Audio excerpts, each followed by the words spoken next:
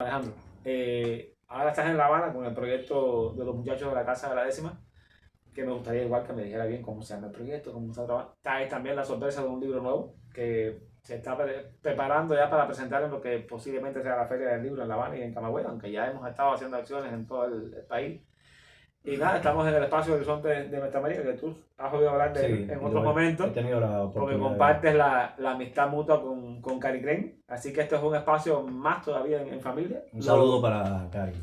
Lo iniciamos con la queridísima Yané de Eureka y con Pablo, su esposo, pero bueno, ya Yané está en otra dimensión y nos legó este espacio que ya tiene ya como 12 temporadas, 12 o 13 temporadas. Estamos ya llegando a más de 80 países, tenemos un público que se mueve entre los 5 y los 10 millones de personas y creo que es una oportunidad única para que el mundo sepa además, dentro de tanta varaunda de desinformación, que somos como cubanos, que hacemos desde la cultura. Entonces, Exacto.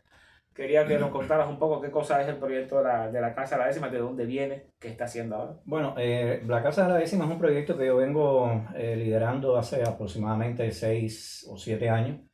O sea, yo hubo un momento en el año 2017 cuando el punto cubano fue declarado Patrimonio Cultural Inmaterial de la Humanidad. Yo me di cuenta realmente que en Camagüey, una región del centro oriente de la isla, que se caracteriza además porque tiene un punto específico, un punto cubano, que se llama así punto camagüeyano. Prácticamente no habían cultores que se ocuparan de mantener esa tradición, de seguir defendiendo los valores del género en Camagüey.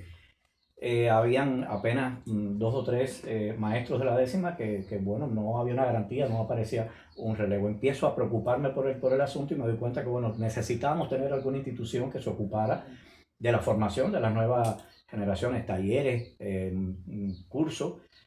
El género tú conoces que tiene una variedad bastante amplia de subgéneros, ¿no? Y bueno, siempre se habla de la décima oral y la décima escrita. Yo no la separo nunca. Aparte está la parte musical, está la parte bailable. O sea, es bastante amplia, bastante ambiciosa y a mí me parece que es, yo creo que la más auténtica de las tradiciones Sí, realmente sí. cubanas. Entonces me di cuenta que hacía falta eso y empezamos a desarrollar ese trabajo. Y he tratado de ir sumando, es lo que me he ocupado básicamente en estos últimos años, de ir sumando, de ir buscando esos talentos jóvenes que muestran algún interés, que tienen algunas habilidades, algún talento para que cultiven el género.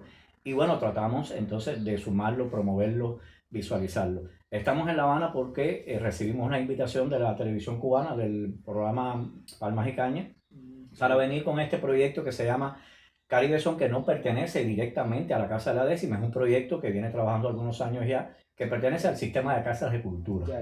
De ahí es donde vienen esos muchachos aficionados que ya, bueno, están estudiando en la escuela de instructores de arte, están estudiando música, se van formando como instructores y a la vez como músicos, naturalmente, ¿no? Y entonces, bueno, ha sido una experiencia muy bonita. Ya yo vengo hace unos meses, vengo trabajando con ellos, yo los invito a los espacios que tengo yo en la ciudad. ¿Cuáles son los espacios? Fundamentalmente tengo dos, uno que se llama La Terraza Campesina y el otro que se llama La Peña de Gabriel Llanes, que la casa de la décima nuestra tiene el nombre de este maestro que lamentablemente falleció en el año 2018. ¿Dónde radica la Casa de la Décima físicamente? Está en el mismo centro de la ciudad, está en el casco histórico, en el centro histórico de la ciudad. En este momento está cerrada porque está en un proceso de mantenimiento bastante grande, bastante fuerte, bastante ambicioso. Es una casa colonial del siglo XIX y hemos tratado, bueno, por ahí han pasado otras instituciones y organismos, y lo que hemos tratado ahora, lo primero que estamos tratando de hacer es recuperar la estructura original, conservar la estructura, la arquitectura de la casa hasta donde se pueda. Nos hemos concentrado en eso y entonces ya después, bueno, comenzar ahí todo el proceso de los talleres, captación de nuevos talentos. Es un trabajo realmente difícil. Los jóvenes a veces están por otra vertiente dentro de la cultura, pero siempre hay quien se muestra el interés y esas son las personas, los adolescentes, los jóvenes, los niños con los que estamos trabajando. Ahí, yo sé que tú haces la terraza campesina, la has hecho en el Casino Campestre.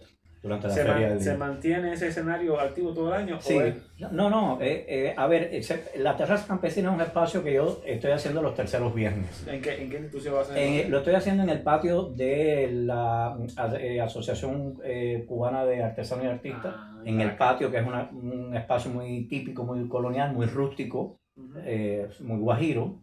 Las mesas de madera normal, banquitos o tronquitos de madera, una cosa muy rústica. También porque tiene un público muy peculiar, estudiantes de escuelas de arte, jóvenes, adolescentes, son los usuarios, por decirlo de alguna manera, que están yendo a ese café. Me gustó el espacio cuando empecé a ir allí, se lo propuse a las personas que trabajan ahí, estuvieron de acuerdo porque de cierta manera o de muchas maneras se reanima un poco el espacio con algo nuevo, que además que tiene que ver con la tradición propia. Ahí van trovadores, van otros músicos, pero tener una cosa que tenga que ver con la música campesina, con lo más tradicional, no lo tenían. Y considerando que el espacio era joven, fundamentalmente el público son jóvenes, bueno, este es el lugar que me interesa. Entonces ese espacio yo lo hago los terceros viernes. El tercer jueves, o sea, el día anterior, en una librería, se hace entonces la peña Gabriel Llanes Estrada, que conducen los dos maestros principales de la 10ª improvisada en Camagüey. Y entonces en la Feria del Libro, todas las tardes, cerrando ya la jornada dentro de la Feria del Libro, hacemos una terraza campesina ya especial, con un escenario, con una logística y una preparación un poco más sólida, es más larga, y generalmente cuento con artistas invitados fundamentalmente de La Habana, pero han ido de otras partes de la isla, donde también hay focos importantes Sí, yo he visto del género. En 2 años que he estado por allá, he visto gente de Cienfuegos, he visto personas de Santo Espíritu, de Ciego de Ávila, de Las Tunas, de acá de Mayabeque. Exactamente. Sí, yo he tenido la oportunidad de contar con principalísimas figuras del género, y además la oportunidad que me permite de que trabajen con los jóvenes. Y bueno, ahora mismo estamos esperando que la feria de un momento a otro reubique su fecha, porque uno de los grupos base que va a estar dentro de la feria casualmente es Caribe Son, que es bueno estar con nosotros aquí en La Habana ahora. Pero siempre está en la mezcla esa de los principales talentos, principales figuras del género en el país, trabajando con los jóvenes, que son los que me interesan. Y por supuesto eso los estimula. Hay otros antecedentes, o quizás grupos de influencia que me parece que tienen que ver con la Casa de la 10ª. O sea, existen otras instituciones que se llaman así. Existe, en Mayabeque hay una, hay otra por allá por... Sí, es una idea que por lo menos en los territorios donde hay tradición del género, que hayan estas instituciones. Tiene Pilar del Río, tiene Santo Espíritu, tiene Ciego de Ávila, tiene Las Tunas, tiene Mayabeque. La Habana tiene el CIDBI, que viene siendo como la institución que metodológicamente sí, porque hace un poco más de 20 años, casi 25 debe ser, que se iniciaron los talleres en el 2000 de repentismo, que era la idea. Cuando estaba el gran debate, todavía se seguirá si se nace o si se hace el improvisador. Naborí dio una sentencia yo creo que están las dos cosas. Según Alexis Díaz Pimienta están las dos. Sí, Naborí dio una sentencia que Alexis la reconoce y Fidelito la confirma. Naborí era igual de la misma visión de que se nacía para eso. Pero él dijo que si no se siembra nunca se va a saber. Exacto. Nunca se va a saber si hay o no hay. Pero Díaz Pimienta demostró que sí se pueden sembrar. Claro, hay muchos. Sí. Y Lazarito Palenzuela por Mayabeque, que también tiene su teoría, pero que se sustenta también en que sí se forma. O sea, naturalmente tiene que haber un talento inicial allí, alguna fibra que tú lo que tienes que tocar, estimularla para que el niño o la niña empiece a desarrollar esa habilidad. Y ahorita hablabas también de la vertiente escrita.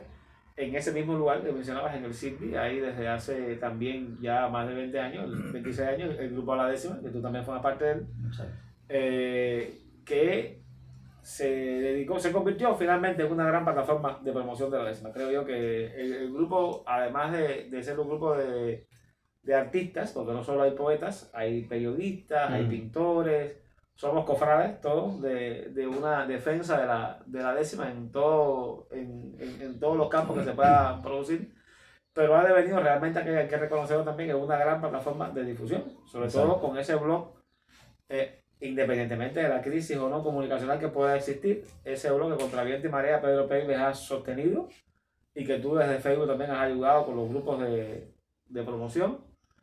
¿Cómo tú has logrado? Porque sé que has armado varios grupos de personas que escriben décimas también allá, o al menos te has implicado en la formación de esos grupos. Algunos igual, como tú dices, nacen, se desaparecen, vuelven otros. ¿Cómo tú has logrado sostener esas dos cosas que sean difíciles además? O sea, sostener la gran tensión que existe, porque algunos solamente prefieren lo improvisado, Ajá. otros prefieren lo escrito, otros prefieren a los antiguos, otros que son los más jóvenes. En otras zonas del país pasa también que no solamente nosotros y mezclarnos con los raperos. Tú andas por una posición más ecuménica no de confrontación, sino de conformación de lo que es. Exacto. Es lo que he podido apreciar en la vez que estaba allá. Todo empezó, me hubiera gustado que el contexto en que surgió los proyectos de los grupos literarios conformados mayoritariamente por los jóvenes hubieran surgido en otro contexto, ¿no? Pero nacen en un contexto bastante difícil para el país, que fue la pandemia, fue la COVID. O sea, inicialmente esos grupos iban a ser talleres literarios normales, comunes y corrientes en la ciudad. El proyecto empieza a surgir prácticamente pasando la Feria del Libro del centro del país en el año 2000, que termina 8 de marzo, nunca se me va a olvidar, y los primeros casos de la COVID empiezan ya a partir de la segunda quincena. Ya en abril ya yo estaba entonces creando, en vez de los talleres literarios, los grupos literarios en WhatsApp. O sea, comenzó la parte del aislamiento, todo ese proceso que se tuvo que hacerse para tratar que la gente no se enfermara menos. Y empezamos a trabajar entonces a través de grupos en WhatsApp. Ahí fui incorporando personas jóvenes, la mayoría, que yo sabía que tenían cierta inclinación por la literatura, por la escritura, pero que no eran conocidos, no tenían alguna obra escrita, muy incipiente, muy novedosa, con problemitas y cosas. Yo lo empecé a sumar ahí, entonces empezamos a hacer virtualmente esos talleres virtuales. Aproveché, como es lógico, para irles inculcando a ellos la décima escrita y poniéndoles ejercicios y bueno, en fin, todas las formas que tú puedes encontrar para estimular, ¿no? Que ellos se den cuenta que sí lo pueden hacer. A los 2 años los resultados empezaron a ser tan visibles que ya la mayoría de esos escritores empezaban a formar parte de la programación del Centro Provincial del Libro, de la unidad, de la asociación Hermanos Ahí, con una obra sólida. O sea, cualquiera podía dar un recital de poesía perfectamente, en la que había de todo, tenían de todos los géneros, o sea, verso libre, soneto, décima, en fin, todas las formas métricas yo se las fui inculcando. Algunos las desarrollaban más, les gustaba más que a otros, pero bueno, yo creo que al final todos empezaron a hacer décimas y eso se empezó a hacer visible, se empezó a ver y empezaron a ganar premios. Eso es importante. Y bueno, la gente se empezó a dar cuenta desde todas partes de la isla. Ellos mismos empiezan a establecer contacto con otros referentes, con otros poetas de la isla.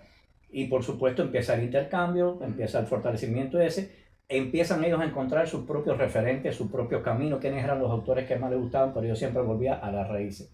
A ti te puede gustar fulano, mengano, pero tienes que leer aquí, tienes que beber de esta fuente, que la gente son los maestros.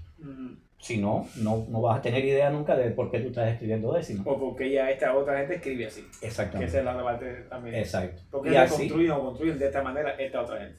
Exactamente. Y entonces, bueno, ya va por un segundo grupo, ya va por un tercer grupo, realmente. Ya hay uno primero que ya, la mayoría de los autores, ya el que iba a seguir siguió escribiendo y ya prácticamente el grupo existe por una cosa simbólica, pero ya no estamos funcionando exactamente como grupo, que fue el primero, el que nació en el 2020. Los otros dos grupos sí están trabajando, sí se mantienen activos. Del segundo grupo, 9 muchachos pasaron directamente para la asociación. O sea, en un momento en que no había la sección de literatura del HS, no tenía a uno solo. La formaron ellos. No había uno. Y ellos fueron los que pasaron a formar parte. O sea, y al pasar a formar parte de la HS, naturalmente están fortaleciendo ese mapa literario de la ciudad. Y no solamente de la ciudad, del país, porque ya, te digo, tienen premios nacionales, no solamente con obras, con libros ya, ¿no?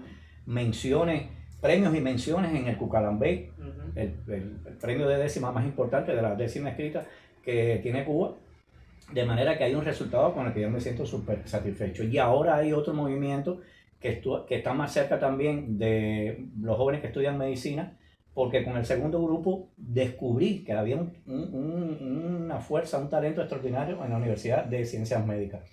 Eso me dio pie para crear un grupo que se llama Las Hojas Clínicas, que tiene que ver con un libro que seguramente tú recordarás, de Paco Mir, Bueno, un poeta que falleció relativamente joven, que tiene que ver con el mundo ese, ¿verdad? Entonces, el grupo se llama Las Hojas Clínicas porque tengo un espacio en ciencias médicas que también se llama así, y que ese grupo lo conforman algunos estudiantes de medicina y algunos profesores, o algunos que eran estudiantes de medicina, se graduaron y ahora están dando clases.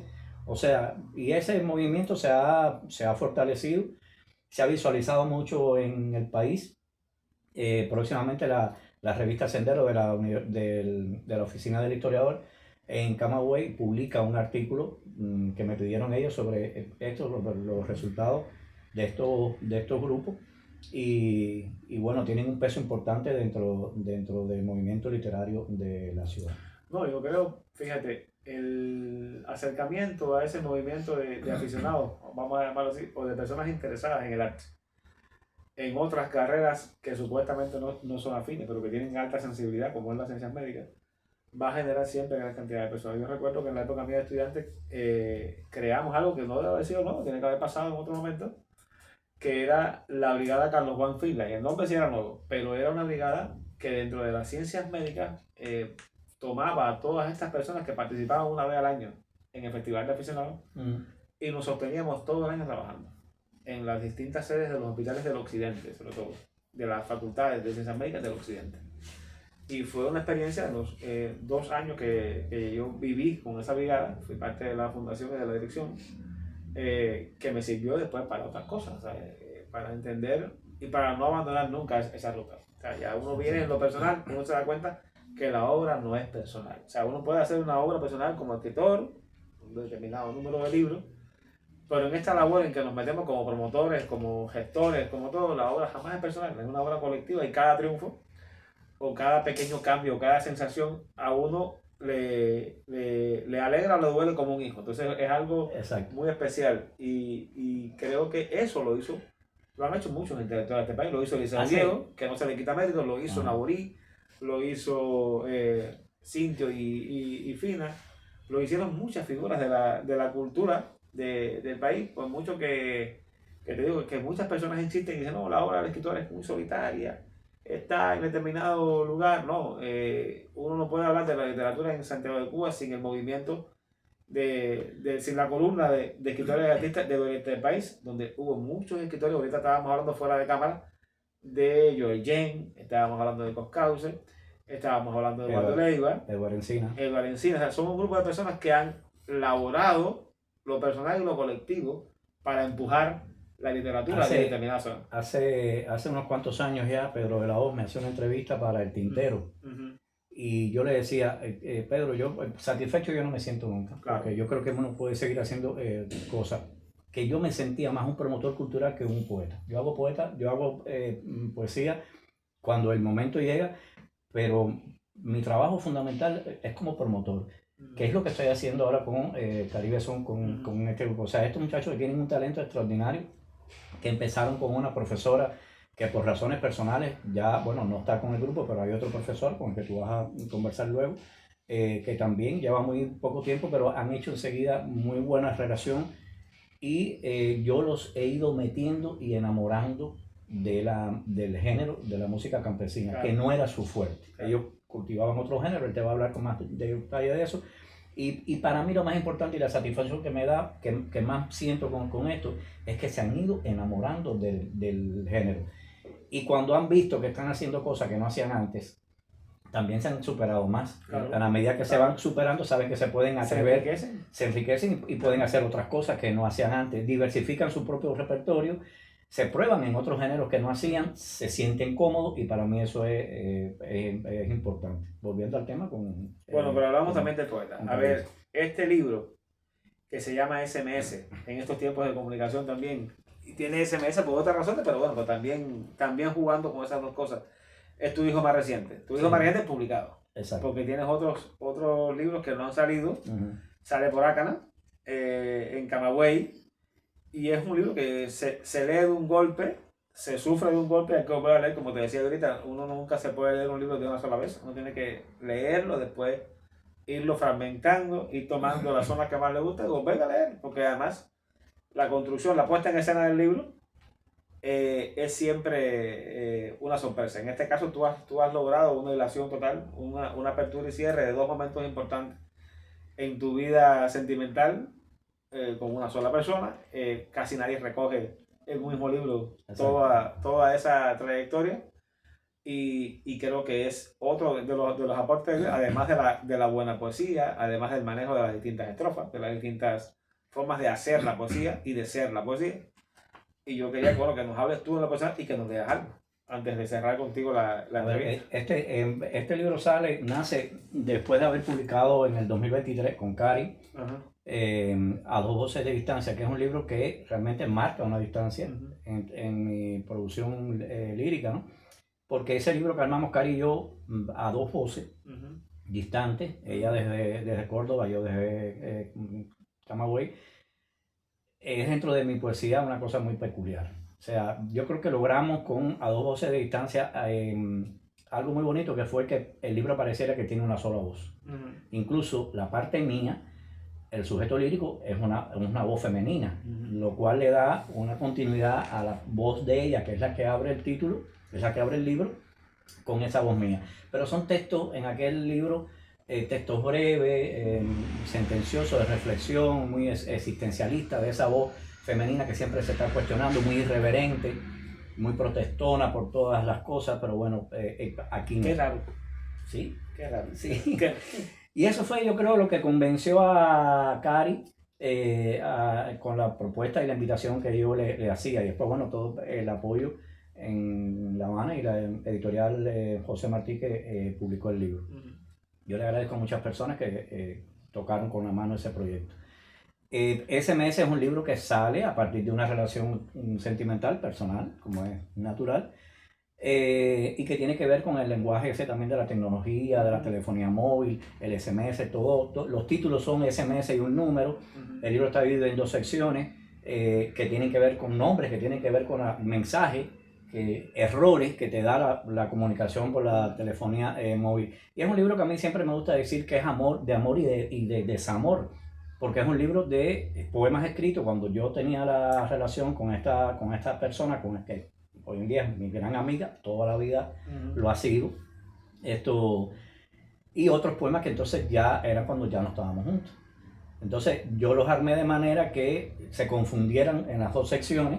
En una puedes encontrar poemas de desamor, pero de amor también, en la segunda parte del mismo modo. Y entonces, bueno, es no perder la estética mía, o sea, de manejar todas las formas estróficas, la prosa poética, la décima, el soneto, el verso libre, o sea, todas las formas que dentro de la décima, la endecasílaba y la espinela.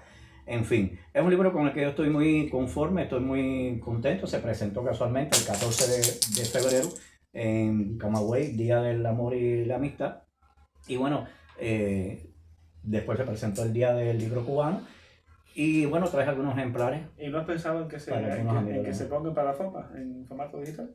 ¿No? Sí, de hecho, sería bueno, porque ahora que estamos es una suerte, sí, es una suerte y un privilegio porque se imprimieron únicamente 200 ejemplares, claro. O sea, es una edición impresa simbólica, prácticamente para la Feria del Libro, tanto de La Habana como la de Camagüey, pero bueno, va a estar su versión digital, que también sospecho, debe ser que para... Bueno, estén atentos porque pronto va a estar entonces SMS de Alejandro González Bermúdez dispuesto en plataforma, pues se lo pondremos también en el programa, en algún momento le daremos la señal para que lo busquen, pero ya grábense el nombre. Pueden mandarme un SMS. Mándenle un SMS. Porque aquí tiene el número del teléfono que lo pueden mandar. Ok, entonces vamos a escuchar un texto.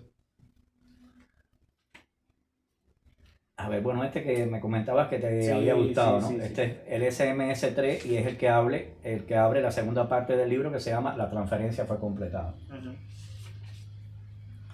He movido un cuadro, seguramente no es mucho, pero me importaba. He notado que hay objetos que solo pertenecen a determinados sitios.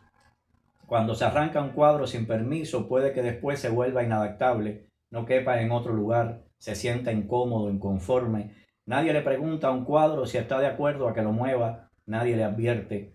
De pronto el cuadro puede romper su vocación, su manto, su estatismo, su sentido natural de pertenencia. Nadie te explica que pueden perderse absolutamente todas las historias más allá del cristal. Un cuadro está por algo en algún sitio y punto. Puedo hablar en plural, pero he movido un cuadro solo un cuadro que ahora mismo sostengo en la mano con dolor. Wow. Vamos a hacer una pausa para traer al próximo invitado que se llama ¿cómo? Que es el profesor que... Víctor Hugo.